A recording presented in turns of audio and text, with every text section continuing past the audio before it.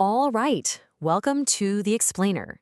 Today, we're diving right into the very first session of the campaign. We're going to look at how our heroes first crossed paths and, these seriously dark omens that popped up from the get-go.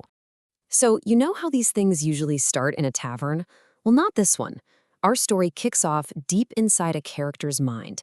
Radier's whole adventure begins with this dream, a really haunting question from some mysterious guy in a bloody circus.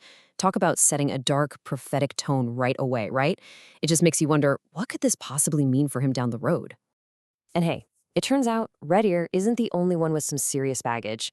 Before these guys even meet, they're already connected by a night of really troubled sleep. And these nightmares, they're basically our first peek into the personal demons each one of them is battling. Take Whiffer Brightblade, our SMR fighter. For him, the night is all about this recurring dream of just complete isolation. He keeps seeing this childhood friend, but she just fades away into a shadow every time, like a ghost of a memory that wasn't even real to begin with. You gotta think, this is a huge clue about some hidden part of himself that he doesn't even know about yet.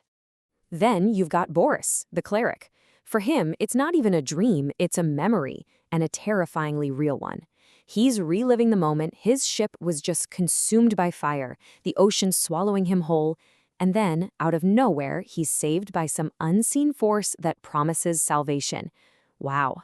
I mean, that single moment, that's what his entire faith is built on. Okay, so morning finally comes, the nightmares fade away, and our group arrives in the frontier town of Phandalin. And get this, they've barely even dusted off their boots before they get summoned by the townsmaster. Apparently, he's got a couple of urgent jobs that need doing. And this is it, their first real choice as a team. So, what do? Do you head off to some old ruins to scout out orc threats? Or do you try to persuade a really important local healer to come back to the safety of town? Decisions. So they end up going with the practical option. I mean, the road to the Dwarven dig site goes right past Umbridge Hill anyway, so it just makes sense to tackle that quest first. A nice simple plan, right? Yeah, but we all know how simple plans tend to work out in these stories, don't we? Okay, now this is where things get really interesting.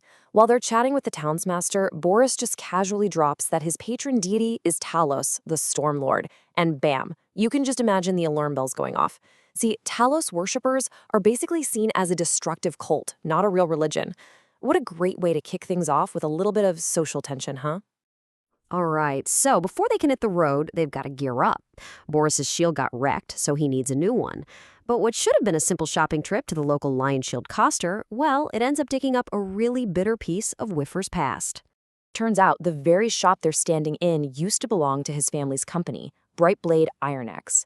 But after his parents disappeared, Whiffer's, let's say, reckless spending completely ran the business into the ground.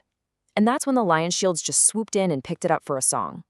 And the new owner, Linnane Greywind? Oh, she does not hold back.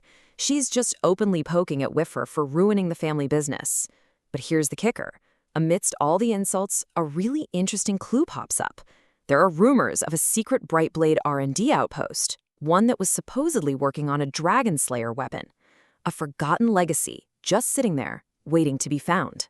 So let's fast forward. The party finally gets to Umbridge Hill, and what they find is, well, it's not a peaceful little apothecary. It is pure chaos. The windmill is literally under attack by this massive winged beast with a tail full of deadly spikes. And this is it, their first real test as a unit.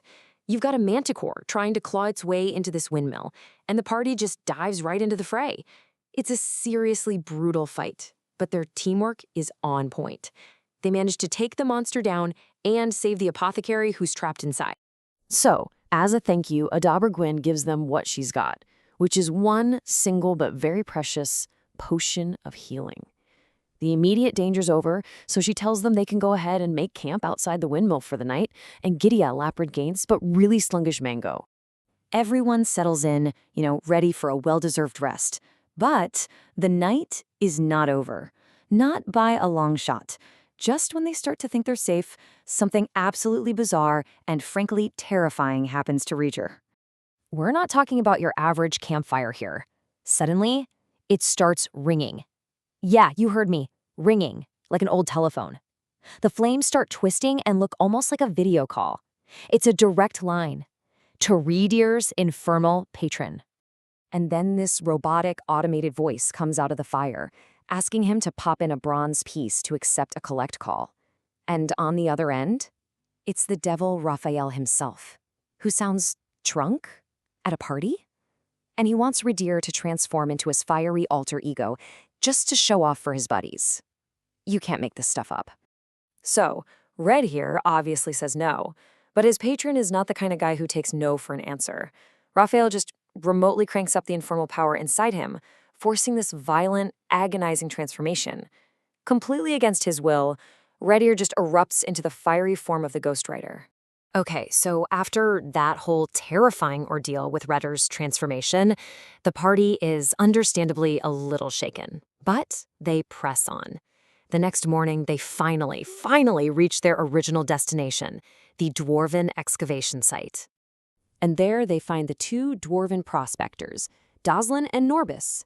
And these guys are in a tight spot, low on food and pinned down by monsters. So they make our party an offer. Hey, you clear out these ruins for us, get rid of some nasty ochre jellies, and we'll give you this pair of magical sending stones. Pretty sweet deal. Now listen up, because this is the important part. These aren't just some random ruins. The dwarves have stumbled upon a lost temple, a temple dedicated to Abathar, the dwarven god of greed. They even found a holy symbol with the motto, and I kid you not, greed is good. And that is where we leave them. Think about it. They've survived nightmares, a Manticore attack, and a literal prank call from hell. And now? Now they're standing on the doorstep of a monster-filled temple dedicated to greed itself. It's a massive cliffhanger to end Session 1, and it leaves us all with one huge question. What kind of horrors are waiting for them in there?